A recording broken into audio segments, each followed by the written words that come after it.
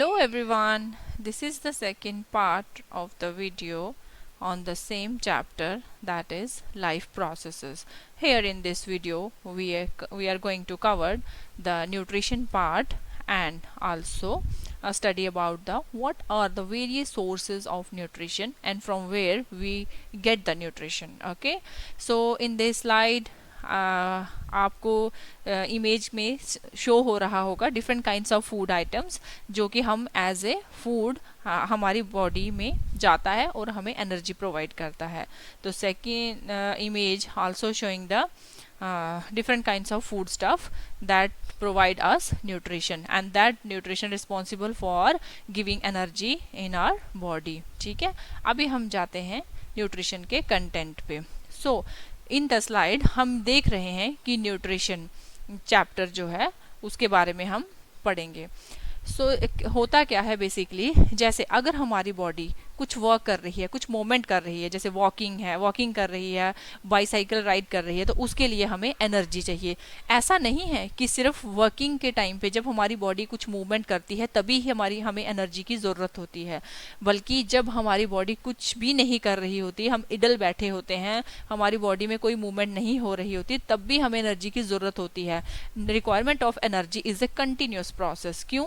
क्योंकि हमारी बॉडी को मेंटेनेंस करना होता है, रिपेयर करना होता है. जैसा कि हमने पिछली वीडियो में इंट्रोडक्शन पार्ट में पढ़ा कि body needs energy for the purpose of maintenance and repairing. Okay, so we need materials from outside. अब एनर्जी कहाँ से आएगी? हम क्या करते हैं, हम खाना खाते हैं. कहाँ से? आउटसाइड से. हमारी बॉडी में वो खाना अपने आप जनरेट तो नहीं होता, हम आउटसाइड सोर्सेज से फूड जो है, फूड की फॉर्म में मटेरियल जो है वो अपनी बॉडी में लेके जाते हैं to grow, to develop, to synthesize proteins etcetera. लेकिन ये सारी चीज़ों को करने के लिए हमारे पास सोर्सेस क्या है? सोर्स है हमारे पास food. Okay, and how do living things get food? अब बात यही आ जाती है कि लिविंग थिंग्स को फूड कहाँ से मिलता है. जैसे कि ऑल ऑर्गेनिज्म, ये तो हमें पता है, सिंपल फंडा है कि ऑल ऑर्गेनिज्म, जितने भी लिविंग ऑर्गेनिज्म, सबको नीड है किसकी? एनर्जी प्लस मटेरियल की. Okay, but ways to obtain it is different. उसको लेने का तरीका, खाने का तरीका अलग अलग है. जैसे कुछ ऑर्गेनिजम्स, लिविंग ऑर्गेनिजम्स ऐसे होते हैं जो सिंपल फूड मटेरियल के ऊपर डिपेंडेंट है, जैसे from inorganic sources. Inorganic sources क्या होगा? जैसे कार्बन डाइऑक्साइड हो गया, वाटर हो गया. तो जो भी लिविंग ऑर्गेनिज्म इनऑर्गेनिक सोर्सेज को यूज करते हैं उनको हम बोलते हैं ऑटोट्रॉप्स. ऑटोट्रॉप्स में कौन आता है? हमारे ग्रीन प्लांट्स आते हैं और कुछ बैक्टीरियाज आते हैं. इनमें क्या खासियत होती है? इनकी खासियत ये होती है कि ये अपना खाना खुद मैन्युफैक्चर करते हैं bye the process of photosynthesis. Okay, लेकिन यहाँ पे कुछ दूसरी ऑर्गेनिजम्स भी हैं जो कि कॉम्प्लेक्स सब्सटेंसेस को इनटेक करते हैं. ओके, और अब होगा क्या, जब ये कॉम्प्लेक्स सब्सटेंसेस को अपनी बॉडी में लेके जाएंगे, अब बॉडी के सेल्स उसको एज इट इज यूटिलाइज नहीं कर पाएंगे. अब क्या होगा? Broken down into simple ones. That complex substances get broken down into simple ones. कैसे टूटेंगे वो? With the help of enzymes. Enzymes को हम दूसरे नाम से कैसे जानते हैं? They are also known as biocatalyst. Okay, तो इसीलिए इन ऑर्गेनिज्म को जो दूसरी ऑर्गेनिजम्स पे डिपेंडेंट हैं, ओके, तो उनको हम बोलते हैं हेटेरोट्रॉप्स. ठीक है, नेक्स्ट स्लाइड में हम दिखा रहे हैं कि what is autotrophic nutrition. Actually होता क्या है? Basically carbon and energy requirement body में होती है हर ऑर्गेनिज्म को. अब ये फुलफिल कैसे की जाती है? ऑटोट्रॉप्स की बात कर रहे हैं हम यहाँ पे कि कार्बन और एनर्जी रिक्वायरमेंट तो होती है उनको भी.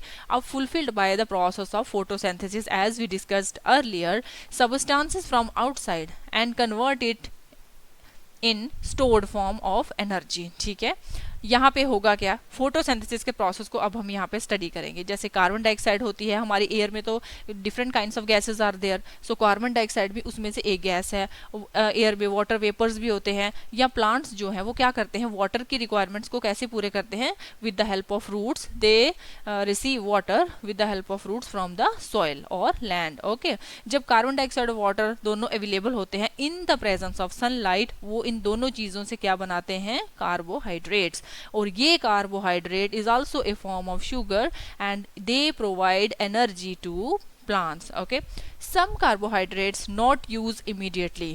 और वो क्या, उनका क्या क्या होता है, वो स्टोर हो जाते हैं. जो कार्बोहाइड्रेट्स इमीडिएटली यूज नहीं हो पाते वो स्टोर हो जाते हैं in the form of starch. अब इसको हम क्या बोलते हैं, internal energy reserves. Okay, likewise in some energy derived from food we eat is stored as a glycogen. Okay, ये कैसा किस में होता है, ये होता है एनिमल्स के केस में, मतलब इन अस, हम में, ह्यूमन बींग्स में या एनिमल्स जो हैं उनके केसेस में क्या होता है, जैसे प्लांट्स जो है कुछ कार्बोहाइड्रेट को यूज कर लेते हैं, कुछ कार्बोहाइड्रेट जो है वो स्टोर हो जाते हैं जिनको यूज नहीं कर पाते in the form of starch.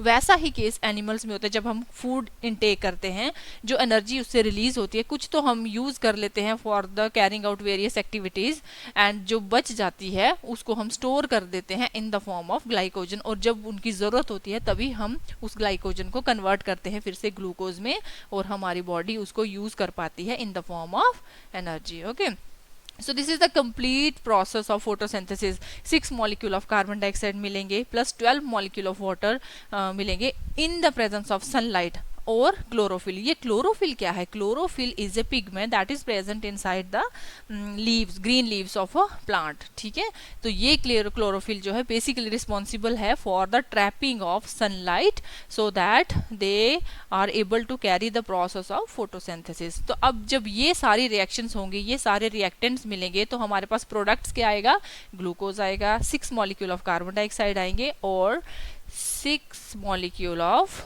Water. Okay, और here in 6 molecule of carbon dioxide की जगह पे 6 मॉलिक्यूल ऑफ ऑक्सीजन होगा. Now the process of photosynthesis.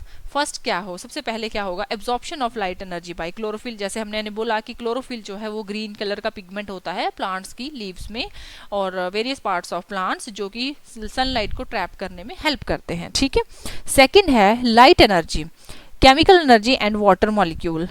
क्या होगा, वो स्प्लिट होंगे किसकी फॉर्म में, हाइड्रोजन और ऑक्सीजन की फॉर्म में. और थर्ड स्टेप है कार्बन डाइऑक्साइड की रिडक्शन होगी किसमें, कार्बोहाइड्रेट्स में. So this is all about the autotrophic nutrition. Comes to the heterotrophic nutrition. Here every organism is adapted to its environment. हमें पता है जितने भी तरह के ऑर्गेनिज्म है, चाहे वो सिंपल ऑर्गेनिज्म है, लोअर ऑर्गेनिज्म है या हायर ऑर्गेनिज्म है, किसी भी तरह के ऑर्गेनिज्म है, वो सभी अपने अपने इन्वायरमेंट के हिसाब से अडेप्ट कर चुके हैं. तो फॉर्म ऑफ न्यूट्रिशन डिफर करता है इसीलिए, और ये डिपेंड किस पे करता है, डिपेंड अपॉन कि उस इन्वायरमेंट में किस तरह का, किस टाइप का फूड अवेलेबल है और अवेलेबिलिटी ऑफ फूड कितनी है. जैसे एग्जाम्पल के तौर पे हम देखते हैं कई बार, जैसे हम बात करते हैं फॉरेस्ट की. फॉरेस्ट में मोबाइल फूड होता है. मोबाइल फूड हो गए जैसे डियर. डियर किसका फूड है, लॉइन का, जो भी कार्निवोरस एनिमल्स हैं उनका. और दूसरी फॉर्म में देखा जाए जो हर्बीवोरस होते हैं उनके लिए स्टेशनरी फूड होता है. फूड सोर्स कैसा होता है, स्टेशनरी, जो एक ही जगह पे रहता है, जैसे ग्रास हो गया, लीव्स हो गया, या फिर डिफरेंट काइंड्स ऑफ ट्रीज हो गए, बुशेज हो गए.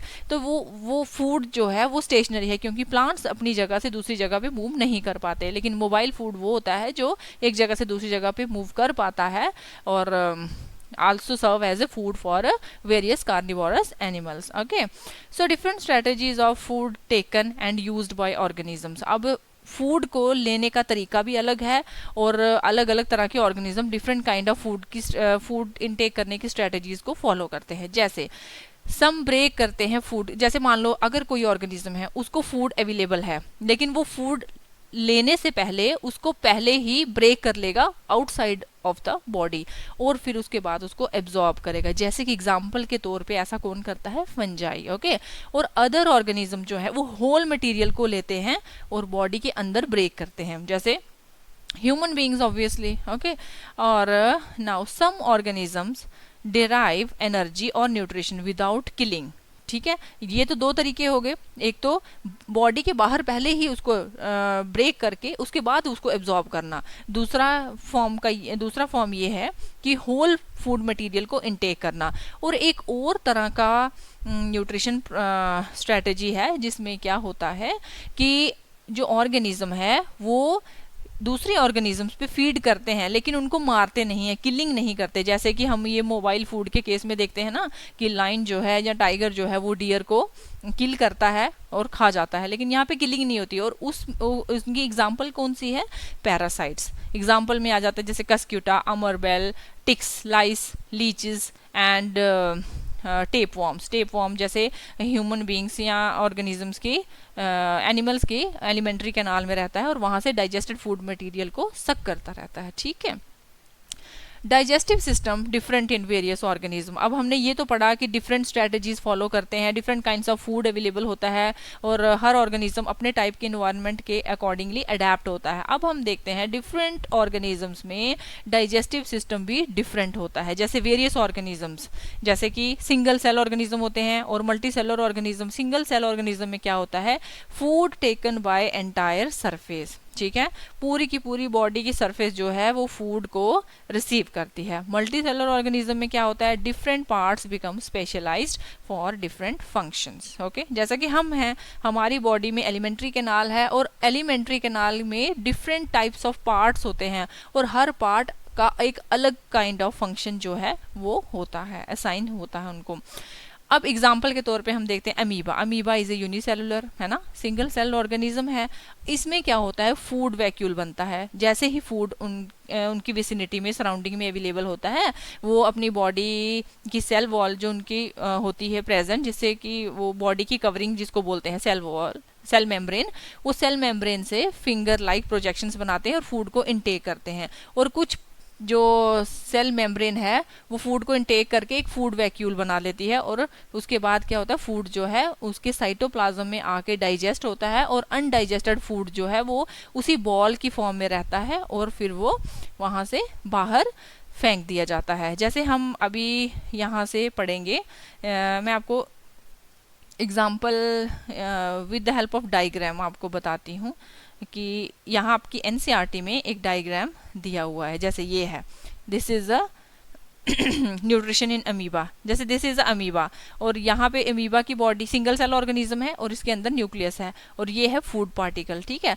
अब क्या होगा कि ये ऑर्गेनिज्म जो है अमीबा फूड की डायरेक्शन में मूव करेगा और ये है finger like projections. Okay, finger like projection जैसे बनेंगी, ये फूड को इनटेक करेगा और कुछ part of plasma membrane break हो जाएगा और अंदर बॉडी के अंदर एंटर हो जाएगा और यहाँ पे जो डाइजेस्टेड फूड मटेरियल है उसको डिफ्यूज करके जो बाकी वाला जो अनडाइजेस्टेड फूड मटेरियल है वो इसी बॉल की फॉर्म में, फूड वैक्यूल की फॉर्म में ही रहेगा और उसको एज इट इज जैसे वो इनटेक किया वैसे ही उसको बाहर एक्सपेल करेगा। ठीक है, सो this is the nutrition in amoeba. अब हम नेक्स्ट में पढ़ रहे हैं, नेक्स्ट स्लाइड में देखेंगे कि न्यूट्रिशन इन ह्यूमन बींग्स कैसे होता है। अब ह्यूमन बींग्स के केस में क्या होता है? एलिमेंट्री कैनाल होती है, जैसे कि हमने पहले बताया। अब एलिमेंट्री कैनाल कैसी होती है? लॉन्ग ट्यूब होती है। ये कहाँ से कहाँ तक एक्सटेंड होती है? माउथ से लेके एनस तक। ठीक है, अब वेरियस रीजन्स होते हैं इसमें। एलिमेंट्री कैनाल में डिफरेंट काइंड्स ऑफ रीजन जो है वो होते हैं और हर रीजन का अपना एक स्पेसिफिक फंक्शन होता है।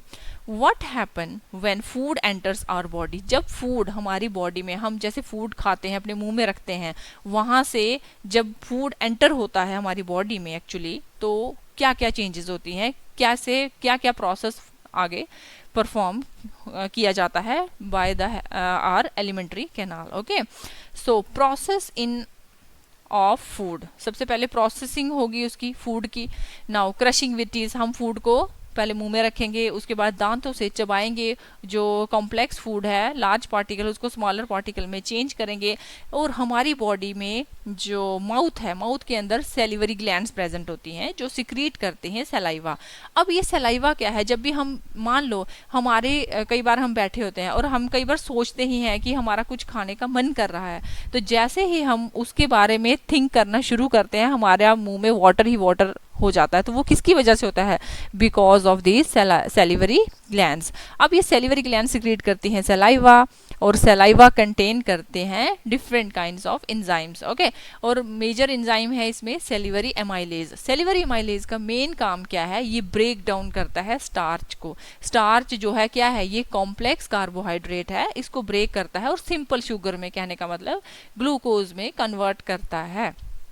अब क्या होगा, food is moving continuously, mouth में हमारी टंग जो है वो कंटिन्यूसली फूड को मूव करती है और सलाइवा को फूड के साथ मिक्स करती है। उसके बाद फूड को हम अंदर निगल लेते हैं और canal lining pushes the food forward, और जो हमारी एलिमेंट्री कैनाल है उसके अंदर छोटी छोटी छोटी छोटी लाइनिंग्स होती हैं, वो फूड को और आगे की तरफ धकेलती हैं, जिसको हम बोलते हैं peristaltic movements. Okay, now food enters in the stomach. Peristaltic movements की हेल्प से फूड जो है हमारे पेट में आ जाता है, जिसको हम बोलते हैं स्टमक, थ्रू फूड पाइप या oesophagus. Okay, large organs and expand when food enters it. ठीक है, और है क्या बेसिकली, स्टोमक क्या है, stomach is a large organ, और ये जैसे ही फूड स्टोमक में एंटर होता है और ये एक्सपैंड करना शुरू कर देता है। अब walls of stomach mixes food with digestive juices. ठीक है, जो स्टोमक की वॉल्स जो है ना उसमें भी ग्लैंड्स प्रेजेंट होती हैं, जैसे हमारे माउथ में सैलिवरी ग्लैंड्स प्रेजेंट होती है ना, वैसे ही हमारा जो स्टमक है उसकी वॉल्स में भी गैस्ट्रिक ग्लैंड्स जो है वो प्रेजेंट होती हैं, जो कि रिलीज करती हैं HCl। HCl क्या है, हाइड्रोक्लोरिक एसिड, और पेप्सिन और म्यूकस। HCl का काम क्या होता है, ये एसिडिक इन्वायरमेंट प्रोवाइड करता है किसको, पेप्सिन को। पेप्सिन क्या है, एक तरह का एंजाइम है जो प्रोटीन को डाइजेस्ट करने में हेल्प करता है। ओके, तो पेप्सिन को वर्क करने के लिए थोड़ा सा एसिडिक इन्वायरमेंट चाहिए, तो वो एसिडिक इन्वायरमेंट हमारा HCl प्रोवाइड करवाता है। और म्यूकस का काम क्या होता है, जब ये दोनों प्रोसेस में नहीं होते, काम नहीं कर रहे होते, उस टाइम म्यूकस जो है हमारी एलिमेंट्री कैनाल की लाइनिंग्स को प्रोटेक्ट करता है HCl से। अगर हमारी एलिमेंट्री कैनाल की लाइनिंग डायरेक्ट कॉन्टेक्ट में आ जाएंगी इस एसिड के, तो गैस्ट्रिक प्रॉब्लम हो सकती है। जैसे कि आपने बड़ों को जनरली सुना होगा, गैस्ट्रिक हो गया, गैस प्रॉब्लम हो गई, तो वो आप समझ सकते हैं कि कहीं ना कहीं वो इससे रिलेटेड है। Okay, now the exit of food from stomach. Stomach से अब फूड कहाँ जाएगा, आगे जाएगा, कहाँ पे, स्फिंक्टर मसल्स की हेल्प से वो एंटर करेगा स्मॉल इंटेस्टाइन, क्योंकि स्टोमक के आगे कौन सा पार्ट आता है एलिमेंट्री कैनाल का, स्मॉल इंटेस्टाइन। तो स्टोमक से स्मॉल इंटेस्टाइन में आने के बीच में क्या कौन सी मसल्स होती हैं, स्फिंक्टर मसल्स। ओके, और ये स्फिंक्टर मसल्स थोड़ा थोड़ा फूड जो है स्लोली स्लोली स्मॉल इंटेस्टाइन में आगे धकेलती जाती हैं। अब यहाँ पे हम पढ़ रहे हैं स्मॉल इंटेस्टाइन के बारे में। ये क्या है, longest part of alimentary canal. अगर क्वेश्चन आपको ये आए कि what is the longest part of the alimentary canal, that is the small intestine. अब स्मॉल इंटेस्टाइन इतना लॉन्गेस्ट पार्ट है कि ये बहुत छोटी सी स्पेस में कॉइलिंग हुई होती है, और छोटे सी स्पेस में ये कॉम्पैक्टली पैक हो जाता है, किया होता है इसको। Okay, length of small intestine जो है अब वो डिफर करती है, डिपेंड करता है कि कौन सा ऑर्गेनिज्म किस तरह का फूड को खाता है। ओके, जैसे हमने बताया एग्जांपल के तौर पे, जैसे हर्बीवोरस है, हर्बीवोरस और कार्निवोरस, इन दोनों के केस में हर्बीवोरस तो आपको पता है जो ग्रीन प्लांट्स के ऊपर फीड करते हैं, प्लांट मटेरियल को खाते हैं। कार्निवोरस होते हैं जो मीट को खाते हैं, फ्लैश ऑफ एनिमल्स के ऊपर फीड करते हैं। अब हर्बीवोरस जो हैं, जो फूड खाते हैं उसमें क्या होता है, सेलुलोज होता है, और सेलुलोज को डाइजेस्ट करने के लिए बहुत लंबा टाइम चाहिए। इसीलिए हर्बीवोरस की जो एलिमेंट्री कैनाल है वो, या फिर स्पेसिफिकली बोले स्मॉल इंटेस्टाइन जो है वो बहुत लॉन्गर होती है। और कार्निवोरस के केस में जो मीट जो है वो इजीली डाइजेस्ट हो जाता है, इसीलिए उनमें जो एलिमेंट्री कैनाल है और स्पेसिफिकली स्मॉल इंटेस्टाइन जो है वो शॉर्टर होती है। ठीक है, नाउ स्मॉल इंटेस्टाइन के बारे में थोड़ा सा पढ़ेंगे। स्मॉल इंटेस्टाइन में क्या है, कंप्लीट डाइजेशन होती है of carbohydrate, fats and proteins. अभी हमने पीछे पढ़ा कि माउथ में जो सैलिवरी ग्लैंड्स होती हैं वो भी रिस्पॉन्सिबल होती हैं for the digestion of complex carbohydrates into simple sugars, और you can also say glucose. Okay, तो स्मॉल इंटेस्टाइन में प्रॉपर डाइजेशन, कंप्लीट डाइजेशन हो जाती है, कार्बोहाइड्रेट्स की भी, फैट्स की भी एंड प्रोटीन्स की भी। और स्मॉल इंटेस्टाइन और क्या करेगा, ये रिसीव करता है सिक्रीशंस। जैसे हमने बोला माउथ में बक्कल कैविटी होती है, बक्कल कैविटी में सैलिवरी ग्लैंड्स होती हैं, वो सलाइवा रिलीज करती हैं, और स्टमक में गैस्ट्रिक ग्लैंड्स होती हैं, वो भी अपनी सिक्रीशंस रिलीज करती हैं। वैसे ही जो हमारा स्मॉल इंटेस्टाइन है उसको सिक्रीशंस मिलती हैं, किसकी, लीवर की। लीवर भी कुछ सिक्रेट करता है और पैंक्रियाज भी। ओके, तो because stomach food is acidic, क्योंकि फूड जो है स्टमक से आया है, हमने पीछे पढ़ा कि स्टमक में HCl होता है, और HCl जो है वो फूड को एसिडिक बना देता है। अब फूड को इंटेस्टाइन में जाना है, वहाँ उसको एसिडिक इन्वायरमेंट नहीं चाहिए, वहाँ उसको चाहिए एल्केलाइन इन्वायरमेंट, मतलब बेसिक इन्वायरमेंट।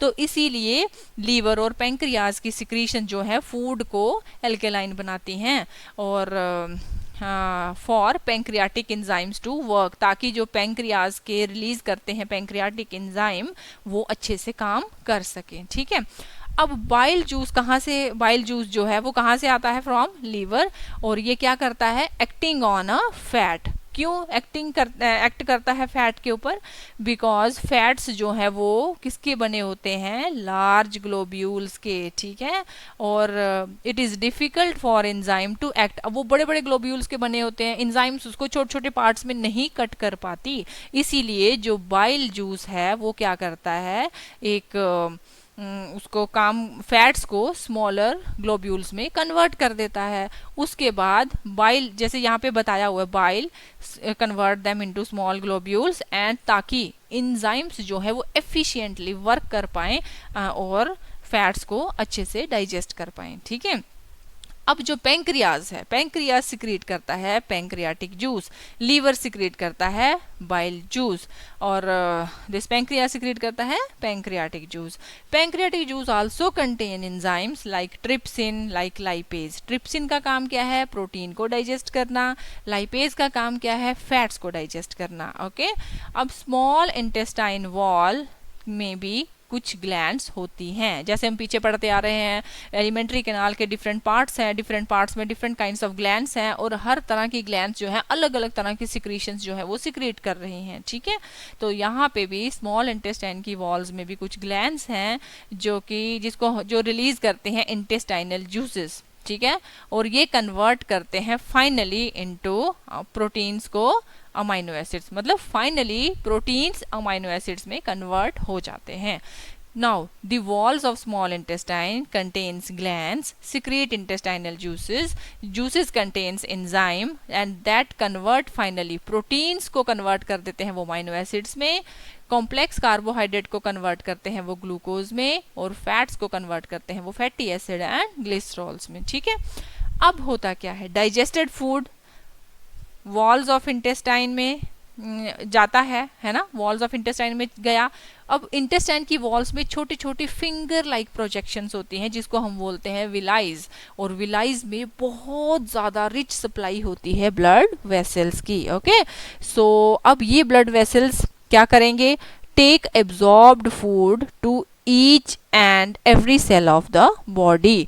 तो अब क्या होगा, क्योंकि हमारी बॉडी में ट्रांसपोर्टेशन सिस्टम कौन है, ब्लड है, तो इसीलिए विलाइज जो है वो एब्जॉर्ब्ड फूड को एब्जॉर्ब करती हैं, और वहाँ पे हैवीली सप्लाई होती है ब्लड वेसल्स की। ब्लड जो है उसी एब्जॉर्ब्ड फूड को पिक करते हैं और different parts of the body, different cells of the body तक पहुँचाते हैं। तो वो क्या करेंगे आगे, utilise for obtaining energy, building energy क्यों चाहिए हमें, ताकि हम न्यू टिश्यूज को बना सकें, पुराने टिश्यूज को रिपेयर कर सकें। ठीक है, और जो अनएब्जॉर्ब्ड फूड होता है, ये तो हम बात की ना सारी की, जो फूड एब्जॉर्ब हो गया, और जो फूड अनएब्जॉर्ब्ड होगा उसका क्या होगा, वो लार्ज इंटेस्टाइन में जाएगा, वहां पे भी और ज्यादा विलाइज होती है, लेकिन वहां पे एब्जॉर्प्शन किसका होगा, वाटर का, और rest of the material, water को एब्जॉर्ब करने के बाद जो मटेरियल बच जाता है वो हमारी बॉडी से बाहर निकल जाता है through anus. So this is the end of the video and I hope you like the video. Please like and subscribe my channel.